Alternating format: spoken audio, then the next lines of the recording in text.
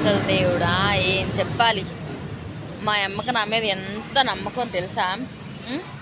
అదే మా అక్క కనుక వంట చేస్తాను అమ్మ నేను ఇది చేస్తానంటే చక్కగా వెళ్ళిపోయి మంచం మీద శుభ్రంగా పడుకుంటుంది.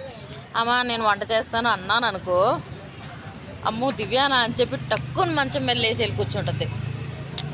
అసలు నా మీద ఎంత నమ్మకమో మీ చూస్తానండి. మా అమ్మకి నా మీద ఎంత నమ్మకం మీరు చూద్దానండి, చూపిస్తాను.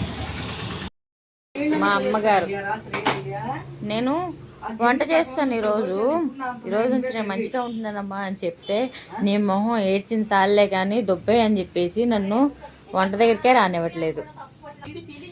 పులిహోర చేసేసింది పొద్దున్నే టిఫిన్ కోసం. నేను ఎగ్స్ తినేసానమ్మా అంటే ఏమొద్దు మళ్ళీ తిను అని చెప్పేసి.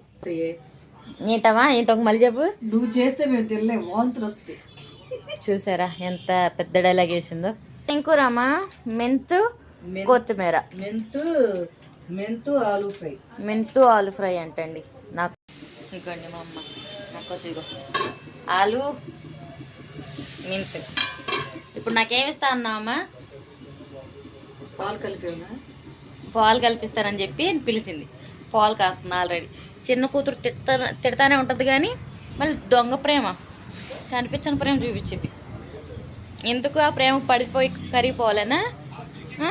వంట చేయడం రాదని తిట్టిద్ది. మళ్ళీ నేర్చుకుంటానురా బాబు అంటే తినలేనురా స్వామి అంటుంది. అన్ని మాటలు మా అమ్మవే. ఎలా భరిస్తున్నానో ఏంటో మా అమ్మని.